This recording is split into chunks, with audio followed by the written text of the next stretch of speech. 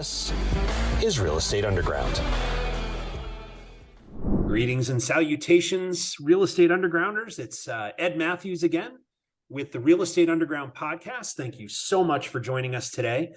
So today is I'm interviewing a gentleman who comes from Seattle, one of my favorite places in the entire world. I used to work there, and I spent a lot of time there, and I didn't buy real estate there, although I'm sure this gentleman's going to try and convince me that I should. So Lucas Pinto from Lucas Pinto Real Estate Group, thank you so much for joining us today. It's great to see you, my friend, and I'm looking forward to this conversation. Ed, thanks for having me on. It's a pleasure to be here. I hope I could provide some value to your listeners in the next few minutes we have together. Well, given the fact that you're a very accomplished broker and a very accomplished investor, I'm sure there'll be a couple of gold nuggets dropped here and there. So all good. So. Hey, so for those of us out there that aren't familiar with you or your business, why don't you tell us your story and how'd you get here? Yeah. So, I'm going to start back. I think it's important to get some context as to how I was raised, right? I think that matters a lot to where the decisions I made and where I ended up today. So my parents migrated here from Brazil when I was a kid.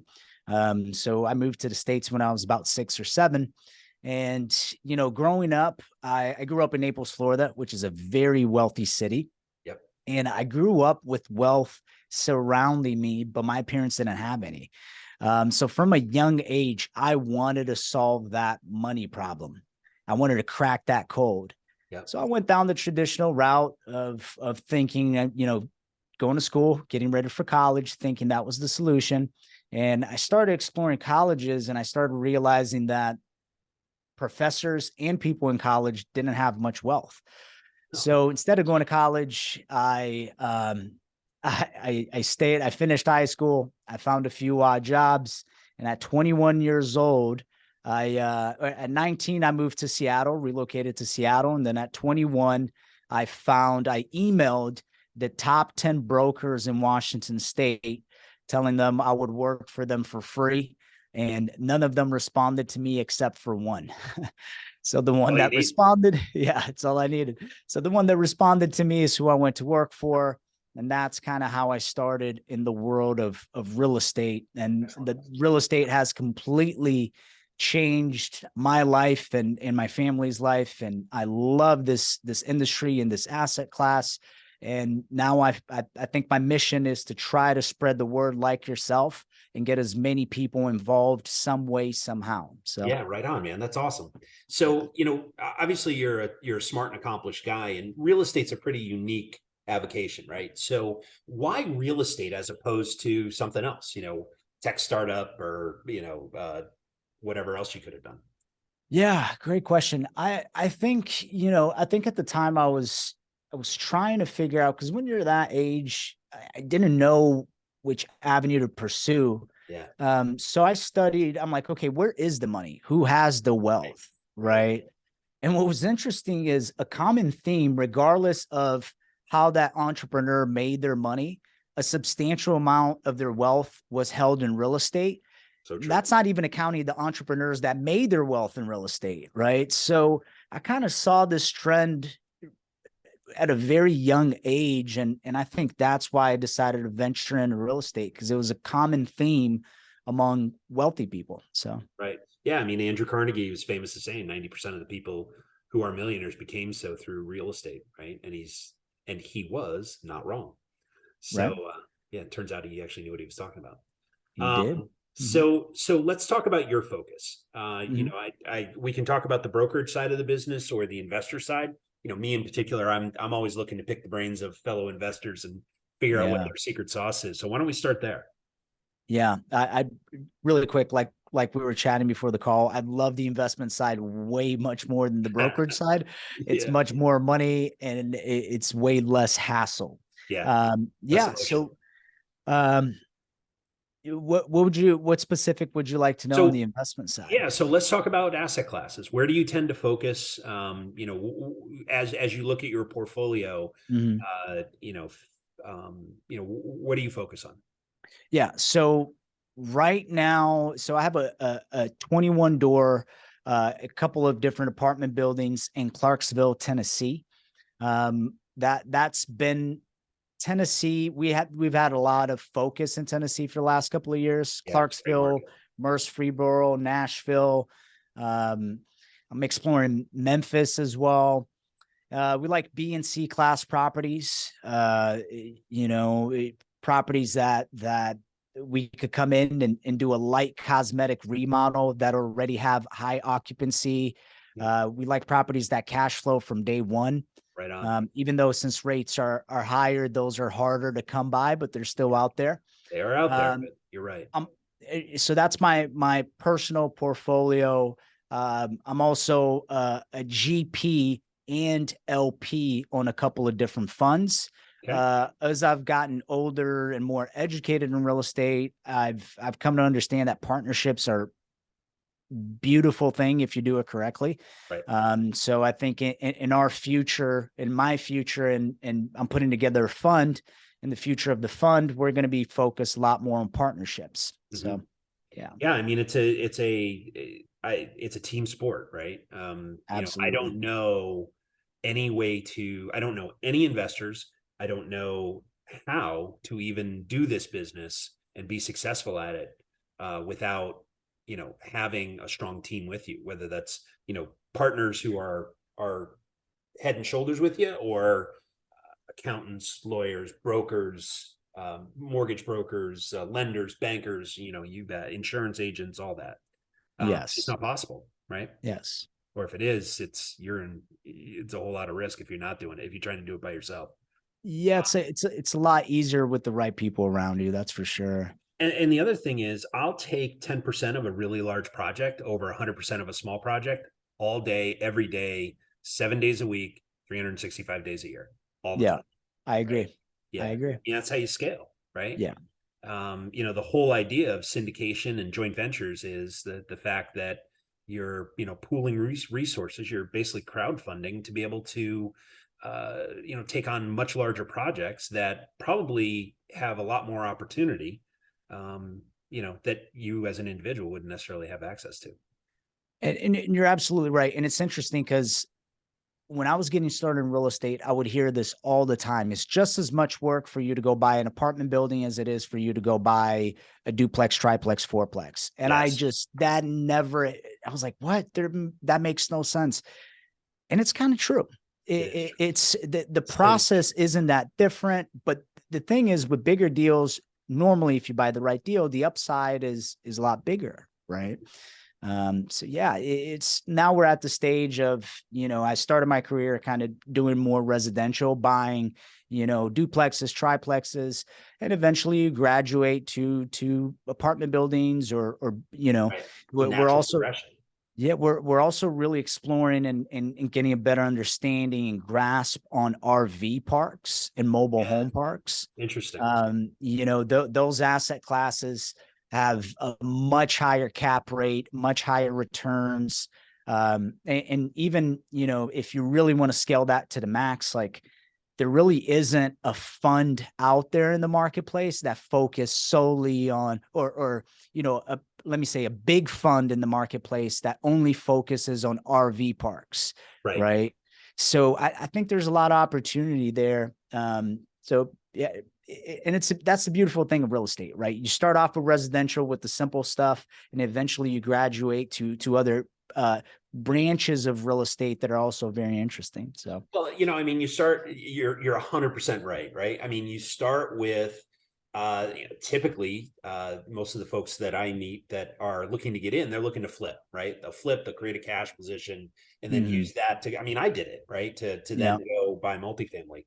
But if I look back on the last, decade plus, 12, 13 years that I've been doing this, if I had to do it over, I wouldn't have flipped one single house, right? I would have right into multifamily immediately. And, for me, it's wealth creation, right? It's not, the flipping I love, right? It's, right. I don't drink, I don't do drugs. Flipping was my vice, right? Yeah. It's literally my cocaine, right? Yeah. And so, I loved everything about it. I loved finding them. I loved, figuring them out. I loved the, designing them and running them and then selling them was awesome, right? Yeah. But at the end of the day, you're like, it's empty calories, right? Right. Like, oh Right. crap! If I want to make more money, I have to go do that again. Yeah. And Yeah. with multifamily, it's an annuity. You buy it right, you manage it correctly and well, and it throws off cash. And I'm 100% with you on the cash flow from day one thing, right? Yeah. Cash flow is we're in April of 2023 having this conversation, and depending on who you talk to, we're either in, I think most economists have agreed that a soft landing is not in the cards, and we're looking at somewhere between a mild recession and a pretty bad one, right? And so, who knows? I'm certainly not qualified to tell you either way, but I'm preparing for it. And some might even argue that we're already in a recession, right? Correct. Yeah. And so, the fact is that what saves you in a recession is cash flow. 100%. 100%. It's a beautiful thing, man. Yeah, and it's one of those things where, why is this not being taught in school? You could go buy an apartment building. If you buy it correctly, you should expect this much of a return month after month. And oh, by the way, as the months go on, that amount goes up because inflation naturally pushes up rents. Right. And I think in real estate is super forgiving. I've made bad purchases before that I still made a killing on. Yeah. Right. So it's a very forgiving asset class. And yeah, I mean, I agree with you. I agree with you. Yeah. So yeah, time heals, right? Does. Yeah. And, even, people were talking about, inflation over the last, 18 plus months. And, the fact is that, yes, it makes a gallon of milk way more expensive. It makes, paying your credit card, if you carry a balance, way more expensive. Right. But it also, as an investor, is one of your best friends, because you can legitimately, very carefully, but you can raise rents in line with inflation rates. And then when inflation comes back down, rents, they may temper, but they're not going to crater. They're not going back to where they were 2 years ago. Right.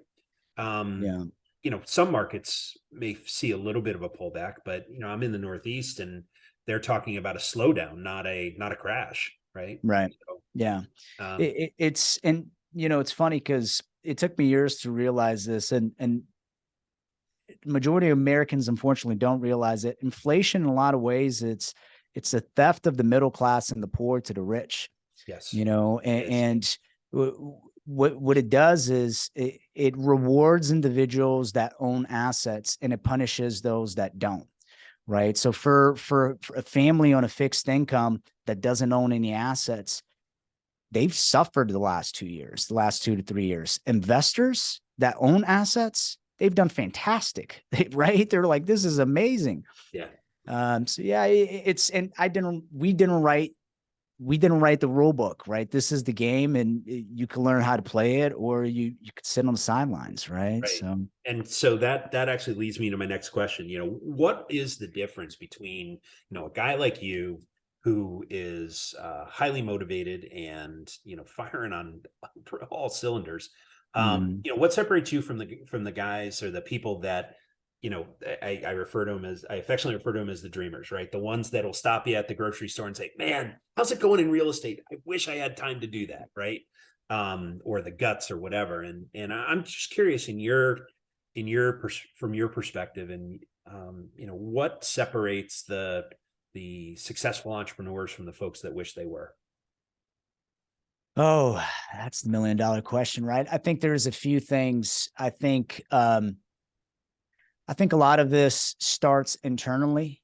I think it's an internal game, right? It starts with your mindset, and a dream is something that you see very far out in the distance, but a goal is something that you put on paper and you put a plan behind it. The only thing I've done is I wrote down my dreams, and then I identified a few of those dreams and made them goals and put an exact plan in place and reverse engineer as to how I was going to reach that goal. A goal has exact numbers attached to it. Right. It has exact action steps behind it. Right. It's what by when. So I think most individuals that I see today, and I see it all the time. I have clients that reach out or individuals that reach out through social media. They want mentoring, they want coaching, they want help. Yeah. And the reason why most of these individuals don't move forward, I think it's mainly out of fear. Yep. I agree. And I think that's the core of it. You know, Yeah. people are afraid, but people are only afraid of things they don't understand and they're Right. not And confident in. So yeah. And you know, the thing is that fear takes many forms, right? yeah. It can be fear of failure. And Mhm. you know, frankly, I'm not sitting where I am. I suspect the same for you without screwing up a whole bunch. I broke stuff, Right. right? Yeah. And you know, what makes you smarter is first off learning from that lesson, and secondly, fixing what you just blew up, Yes. and then growing from there and using that next step as the jumping off point, and then you'll break some other stuff and you'll learn, and so on Yeah. and so forth, right? You know, Yeah. interesting, you talk about mindset, and I know that you know you have a mentoring program. Do you Mhm. want to tell us a little bit about that? Yeah. So my belief, I've found out that for anything in my life that I want to improve, it could be relationships, it could be my fitness, it could be my real estate business. The easiest way for me to accomplish that goal is to find someone who has done it. Right. So I think there's really two key points why people don't accomplish their goals. Number one, they don't have the blueprint. They don't know what they should be doing. Right. So number one is the blueprint. And number two is maybe they have the blueprint, but they just don't have the discipline to do the things that are needed in that blueprint. Right. So my mentoring program came from, individuals messaging me on Instagram and reaching out, asking for help. I give them help. I sit down on a Zoom call for free, help them out as much as I can. And it's great, but they never take action. Right. I gave them the blueprint, but the discipline wasn't there. So the training program we call it the Winner's Circle. It's a small group of us. There's about 12 of us as of right now. And you pay a monthly fee. I give you an app. In that app, we're going to work on your mindset, we're going to work on your fitness, and we're going to work on the habits that are needed for you to be successful in real estate. Because good luck being successful in real estate if your mindset is off, if you don't have disciplines in your life, if your life is a complete mess. Yep. So what I do is I create a training program. Hey, how many times a week are you working out? Here's your workout. Here's your macronutrients. Here's the daily habits I want you to do for your real estate business that will get you to where you want to go, dependent on your goal. Wow. And the beauty of this is through the app. Every day you're logging your tasks, your workout, and your macros. And when you mess up, you see a message from me and you see the accountability from everyone else in the group. So that's the idea behind a Winner's Circle. It's just basically a group that provides you with a blueprint and accountability for you to succeed. Wow, that's really smart. Yeah, because even and the thing is that we're all going to mess up, right? I was just talking with a person who does a 75-day challenge where every day he's looking to it's a fitness, health, and a personal development. Yes. Challenge. Yeah. And the fact is that a lot of people, they'll stumble, right? And that's okay. But that's what accountability is for. Accountability isn't necessarily, someone coming over with a haymaker saying, "Hey, you screwed up." It's throwing an arm around you and saying, "It's okay. Get back on the path." Right. Right. That's it. Because that's all it is, right? I mean, everyone's going to make mistakes. Everyone's going to learn from. Well, hopefully you learn from them. But having that accountability partner or set of partners is really key. It makes a huge difference. And you know what I've noticed? What's interesting about an environment like this is the majority of people won't do something for themselves, but they will do it to not let everyone else in the group down. It is the most mind-boggling thing. Yeah. So most human beings tend to do more for others than they do for their own self. And it's very interesting. Talk to, a perfect example of that, is my wife, right? I mean, she does everything for everybody around us. And sometimes she forgets to take care of herself, right? Right. And it's, so she's exhausted at the end of the day. I was like, "Hey, what'd you do for fun today?" She's like, "Nothing." Like, whoa, okay. Then we're going to go do something fun. Right. Yeah. And, That's part of it, right? Is you gotta, in order to help others, you have to first off take good care of yourself. 100%. On that note, one of the things we often say is, and I believe this 100%, is this whole idea. It's more of a life philosophy. I think everyone has something special in them, and it's up to you to figure it out. And my whole idea is I want to create the best version of myself so I could give that offering to the world and to other people. And I think everyone should do the same. It's really, you're really mastering the best version of yourself so that you could then go out there and help other people do the same. Well, it goes from contribution to service, right? And service, I think you talk to Tony Robbins, I mean, it's the highest form of being, right? Is serving the folks around you. And I couldn't agree more. So that I'm curious about, obviously, given how forward thinking you are, and I'm sure you've had mentors and coaches yourself over the years. So I'm curious, what's the best advice you ever got, and who gave it to you? Oh, I've had a lot. I mean, I have a coach today. I always have some form of coach, mentor groups that I pay for different access and different circles and networks. The best advice I've ever gotten, boy. I think this was pretty early on when I was starting my career. And one of my mentors was sitting down with me. I was thinking about getting into real estate, and I'm sitting down with him, and he asked me, "You live in the United States. If you fail, what's the worst case scenario?" Right. He's like, "Are you going to be homeless?" I'm like, "Well, I don't know." No, but really, are you going to be homeless? Are you going to go hungry? Look, the best advice, the takeaway from that piece of advice is this. In this country, it is such a blessing for us to be here and do business out of the United States that if you try for something and you fail, the bottom isn't really the bottom. You're still going to be doing just fine. Right. So with that being said, why not take more calculated risk? Why? And the beauty of taking that calculated risk is if you achieve it, great. If not, you're going to get a really good lesson that's going to help you in your next venture, in your next journey. So that, I think for me, migrating from Brazil, because the mindset in Brazil is very different. It's the bottom is a lot lower there, right? The downside is a lot deeper. Right. So I that made perfect sense to me. And from there, it allowed my risk tolerance to be much higher, I guess. It gives you an element of fearlessness, right? I mean, yeah. Again, it's okay to make mistakes. You're going to be okay. It's going to be all right. Your family's still going to think you're 8 feet tall. Your friends are still going to like you. The people that don't like you will still not like you, and that's okay. Right. Yeah. It's your life isn't going to change that much. Yeah. So, one of the things, you lead a couple of large organizations, and I have this, I wouldn't call it a theory because I've proved it, but leaders are readers, right? And so, reading these days, reading in quotes is typically, it's not typically just picking up a tactile book and thumbing through the pages. It can be audiobooks, it can be podcasts like this one, it can be, YouTube videos, conferences, whatever. So I'm curious, when you're looking to sharpen that saw, how do you consume that kind of information? And the other question I want to ask is, who are you paying attention to these days? So great question. So I consume that type of information. I love reading books. Yeah. It's part of my morning routine. I love audibles as well.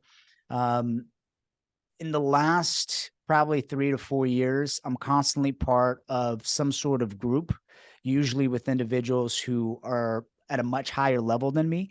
Yeah. The thing is, as you climb the ladder, for you to reach the next level, a lot of times you got to pay for access. It's just the honest truth. So I'm a huge part of getting around a circle that's doing more than you. Yeah. Masterminds are huge. And then the second part to your question is, who am I following these days? Grant Cardone is a huge aspiration to me. I follow him pretty closely. I'm part of a group called the Black Card Fund Group. This group is made up of top fund managers throughout the nation. Bridger Pennington Sr. is the father of Bridger, who puts the group together. Bridger Pennington Sr., he put together a fund that IPO'd for billions and billions of dollars. He has a ton of insight into, the economy and real estate. So I listen to him pretty closely. I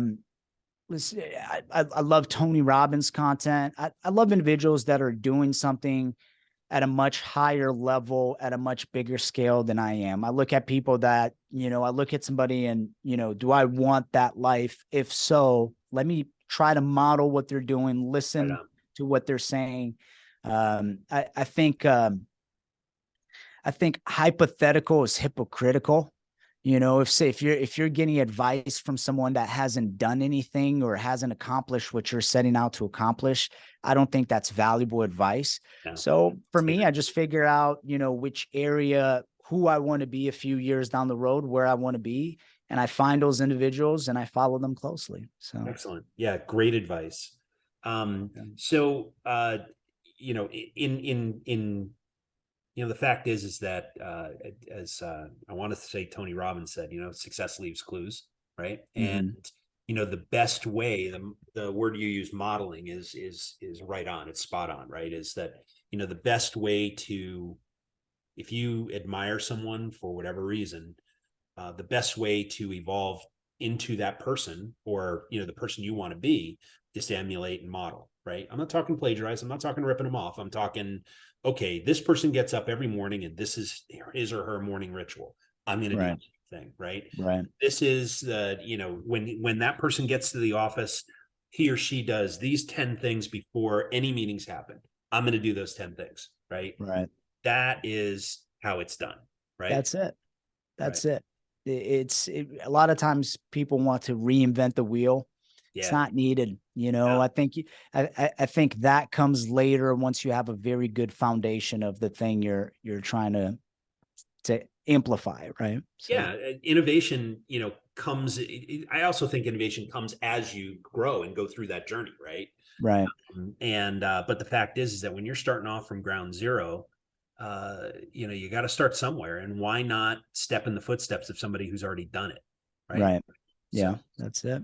So that leads me to one of my last questions, which is, if you had to start over, what would you do? If I had to start over, what would I do? No compass, no business, nothing, right? No property group, nothing. Brand new in real estate. You know all the people you know, and you know the stuff but other than that, you got to start over.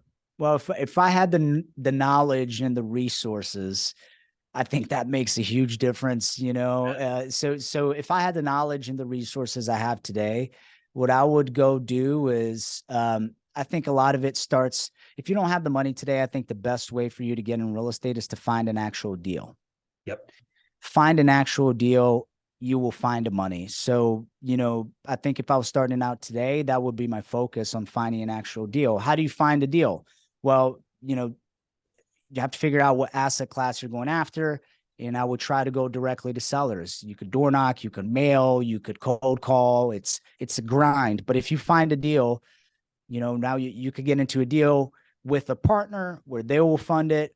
I fought off partnerships for so many years, and that was a mistake. I think the way to scale is through the correct partnerships. So I think that's how I would get started in real estate today. Awesome. Great answer. The fact is that, and we were talking about this earlier, it's a human-based business, right? It's a relationship-based business. There is no way to do this without partners. I fought partners as well. And, one of the things my company's going through a little bit of a transition right now. One of the things I'm seriously thinking about is, not if should I get a partner? It's who, right? What's the role? How do they fit? I am a creative, right? So, what I need is an integrator, right? Make sure that we're executing, right? And and it's funny you say that, because I'm more of a visionary. So an operations person for me, every business I built moving forward, I will have a good ops person. Cause for me, like I get so much further, so much quicker with a good operations person, you know, 100% agree with that. yeah. Yeah. So Lucas, when you're not talking about real estate, what do you like to do? Yeah. So I love traveling. I like cars. So Ah, spend stupid money on cars. Um, I follow certain hobbies here and there. You know, I've trained jujitsu for a few years. The cool. All right. last several months, I've been into boxing. I read a lot, work out a lot. Pretty simple guy all around, man. I mean, like business for me is I love it. You know what I mean? Like I am an athlete of business, like all sorts. I'm just intrigued. I'm fascinated by it. So Excellent. yeah. Awesome. So what kind of cars? Yeah. So the latest one I bought was a Rolls-Royce Wraith. Ooh, It's a beast of a car. Yeah. And I'm looking at a 488 Ferrari next. So yeah, yeah, you're not messing around. Well done. yeah, Great. just making dumb purchases on cars. That's all Yeah. right. You know, fortunately, the two you're talking about will appreciate, not Yeah, devalue. So you're gonna be all right. right. That's gonna Right. work out. Just Yeah. again, you know, time is your friend, right? That's it. That's it. So, all right, man. Well, hey, if someone wants to learn more about Winner Circle or your business, you know, what's the best way to reach you? Yeah. So I think Instagram is usually best. Okay. Come to me to questions there. And Instagram is Luke _is _winning. Luke is winning. And yeah, I'm very accessible there. You can send me a DM. We'll chat. I'm happy to answer any questions you might have. Happy to I'll partner with anybody on deals. I will help out however I can. I'm an open book, so feel free to Awesome. reach out. Well, that's fantastic. Thank you. And Lucas Pinto, Realty Group, Real Estate Group, excuse me. Hey man, it was a pleasure to meet you and to finally get to talk with you in person. And I wish you continued good fortune and Appreciate it. a picture of that Ferrari, man. I would like to I see will once I get it. that. I All will. right. Thanks for having me on. Appreciate it. All right. Be well.